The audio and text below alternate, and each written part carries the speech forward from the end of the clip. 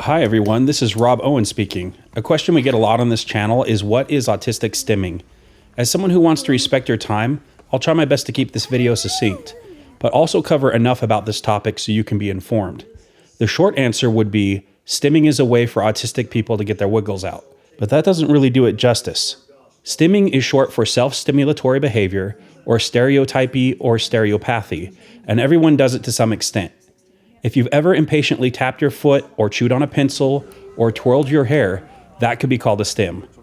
It's you and your nervous system's way of regulating emotions or impulses via a repetitive behavior. When it comes to autism, it gets a lot deeper. And before we get too into detail, it's important to note that autism is a spectrum, and there's no way for one small video to cover every example and every scenario of stimming. So just know that this video is a guideline to get you started in the right direction and is not intended for autism diagnosis or anything like that. As you can see from this footage, my 3 sons are stimming. They were all diagnosed on the autism spectrum, and all of them have similar and different ways of stimming. Basically, autistic stimming is any repetitive behavior exhibited by an autistic individual that is difficult or impossible for them to stop, be it rocking back and forth, flapping arms or hands, or making odd movements with the fingers, making repetitive noises, whistles, or other sounds such as growling or clicking, or even repeating words or small phrases over and over again. There are other kinds of stims, and please let us know in the comments if you have different examples. Now, later in development, some autistic people will try and mask or hide these behaviors to try and better fit into society. Fortunately, as more people are educated about these behaviors, it's not as stigmatized as it once was, and many are more accepting of these behaviors. Having said that, there are times stims can become very undesirable, if that stim is harmful to oneself or others.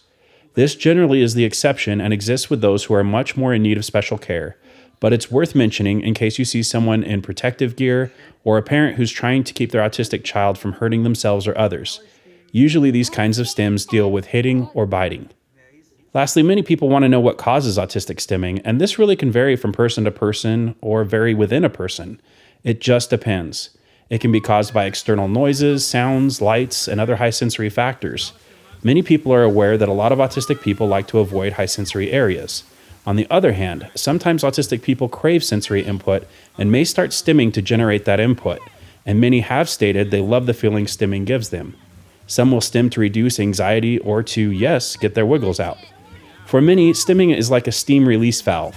If they are kept from stimming for too long, it can be incredibly stressful or painful for them. Some people, like my son Connor, don't even realize they are stimming. He told us it was like breathing to him. He doesn't think about it. Stimming just naturally occurs for him. Stimming can also be a good indicator of an oncoming meltdown, so it's good to watch for those signs if a loved one looks stressed out while stimming. So in short, while you don't have to be autistic to stim, it's usually much more common with people on the autism spectrum. It can take all kinds of forms of repetitive behaviors, but the key is that it's repetitive. It can also be caused by one reason or multiple reasons. And lastly, if you see someone stimming, please don't be judgmental. Remember that most likely you have stimmed in your life. It probably looked different, but different doesn't mean better or worse than. It was just different. If stimming becomes harmful, we ask that you seek professional help from a doctor, psychologist, neurologist, or other licensed person familiar with autism, and they may prescribe medication, therapies, or other aid. If you'd like to see more examples of stimming, please click on the link above or watch other videos on our channel. Thanks for your time and take care.